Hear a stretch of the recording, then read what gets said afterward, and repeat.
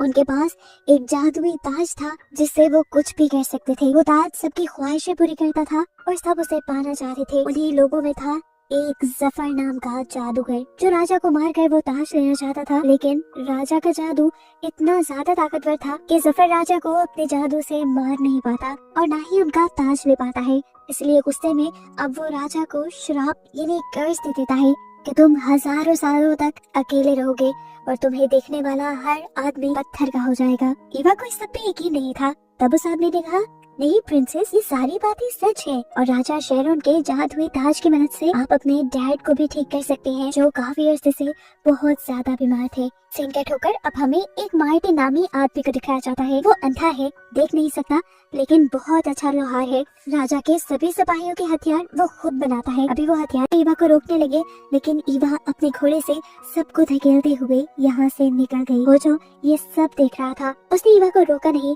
और उसके यहाँ से जाते ही राजा को जाकर उसने खबर दे दी कि ईवा यहाँ से भाग गई है शाही राजा शेरोन का ताज लेने के लिए। ये सुनकर राजा डर गए और राजा ने उसे कहा, जाओ सारी सिपाहियों को भेजो फौरन मेरी बेटी को ढूंढने के लिए। मुझे मेरी बेटी जिंदा सलामत वापस चाहिए। जिस पर होजो बोला, ऐसे तो मुमकिन नहीं, यहाँ मुझे किसी को भी हुक्म देने की अथॉरिटी नहीं है। अगर आप मुझे यहाँ का राजा बनाए तो मैं आपकी बेटी को ढूंढने का काम कर सकता हूँ। राजा जो अपनी बीमारी से पहले ही परेशान थे, अपनी बेटी की जुदाई का गम वो बर्दाश्त नहीं कर सकते थे, इसीलिए उन्होंने तब तक के लिए होजो को बादशाह बना दिया जब तक जो इस वक्त जंगल में था। अंधा होने के बावजूद भी वो बड़े अच्छे से सारे काम कर रहा था और अब लगा, लेकिन उसे ऐसा एहसास हो रहा था कि जैसे प्रिंसेस का घोड़ा या प्रिंसेस करीब ही है। उसकी सोच बिल्कुल ठीक थी। कुछ ही सेकंड्स में गिरते में खुद ही बेहोश हो गई। उसे जब होश आया तो मार्टिन ने उसे उबलते हुए पानी के ऊपर लटकाया हुआ था। वो बोला, बताओ मुझे प्रिंसेस के बारे में, नहीं तो मैं तुम्हारा अभी सूप बना दूंगा। विच डर गई और उसने सच सच मार्टिन को बता दिया कि प्रिंसेस किस रास्ते पर गई थी। इसके बाद वो विच बोली, मुझे नीचे तो उतारो, लेकिन मार्टिन उसे उतारे बगैर वहाँ से चल पड़ा। मार्टिन अब आगे की तरफ बढ़ने लगा। रास्ते में मुश्किलें अब बढ़ते जा रही थी। ये पहाड़ियाँ तो हर कदम पे मुश्किलें लेकर आ रही थी। एक तो ऊंचाई में ये पहाड़ी थी, मार्टिन को ऊपर की तंग आ चुका था।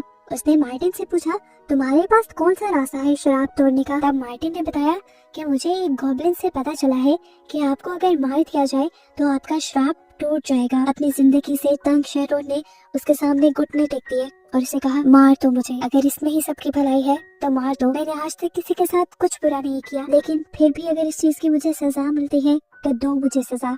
मार्टिन ने उसे मारने के लिए कुल्हाड़ी उठा भी ली, लेकिन उसे शेरोन को मारना अच्छा नहीं लगा। उसने शेरोन से कहा, आपने आज तक किसी को नहीं मारा, कोई जुल्म नहीं किया, तो आपको ये सजा क्यों मिले? ये सब सुनते हुए अब अचानक से जादूगर जफर इनके सामने आ जाता है। वो मार्टिन से कहता है, तुमने इसे मारा नहीं, मेरा सारा प्लान तुमने चौपट कर दिया। अब देखना मैं तुम्हें बताता हूँ। वो अपने काले जादू से मार्टिन को उठाकर नीचे पटक देता है। मार्टिन इस मर्तबा खड़ा हो जाता है और बोलता है, मैं उस टाइम समझ गया था कि वो गॉब्लिन नहीं कोई और ही बोल रहा है। शुक्र करो मैंने राजा को मारा नहीं, वरना मेरे हाथ से बहुत बड़ा जुर्म हो जाता। उसकी ये बातें सुनकर जादूगर को एक और मर्तबा गुस्सा आया और उसने मार्टिन को अपने काले जादू में जकड़ लिया। जब मार्टिन बिल्कुल मरने के करीब था तो जादूगर ने उसे दोबारा जमीन पर फेंक दिया और बोला कि मैं तुम्हें तड़पा तड़पा कर मारूंगा। तड़पते हुए मार्टिन के पास शेरोन ने उसकी ही कुल्हाड़ी फेंकी। कुल्हाड़ी को अपने पाँव के पास लगते ही मार्टिन समझ गया कि उसे क्या करना है। यहाँ जादूगर भी एक ही बार में अब मार्टिन को मारने की तैयारी कर रहा था और ये बात उसने मार्टिन से कह भी दी।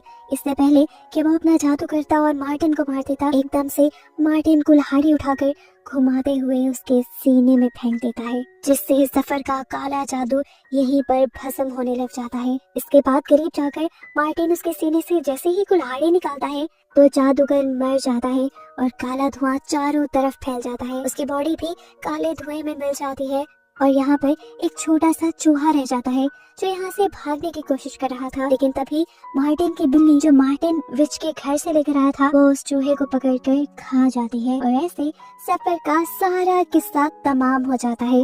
राजा शेरोन के ऊपर से उसका श्राप यानी कर्ज भी टूट जाता है और यहाँ पत्थर के सभी बने लोग भी आजाद हो जाते हैं, नॉर्मल हो जाते हैं। मार्टिन की ये बहादुरी देखकर शेरोन बहुत खुश था। 1000 साल बाद वो आजाद हुआ था और इसकी वजह सिर्फ मार्टिन की बहादुरी थी। उसने मार्टिन से पूछा, बताओ तुम्हारी क्या ख्वाहिश है, मैं अभी पूरी कर देता हूँ। कहते हैं कि जल्द ही ये लोग अपने घर वालों से मिलकर यहाँ वापस आ जाएंगे और ये सब कुछ संभाल लेंगे। यहाँ पर ईवा भी शेरोन से अपने डैड को ठीक करने की विश मांगती है और शरून उसकी भी विश पूरी कर देता है, जिसके बाद वो इन दोनों को इनके घर के करीब छोड़ देता है। ये लोग जब घर वापस आए तो यहाँ पे सब कुछ पहले जैसा हो गया था। राजा ने ठीक होकर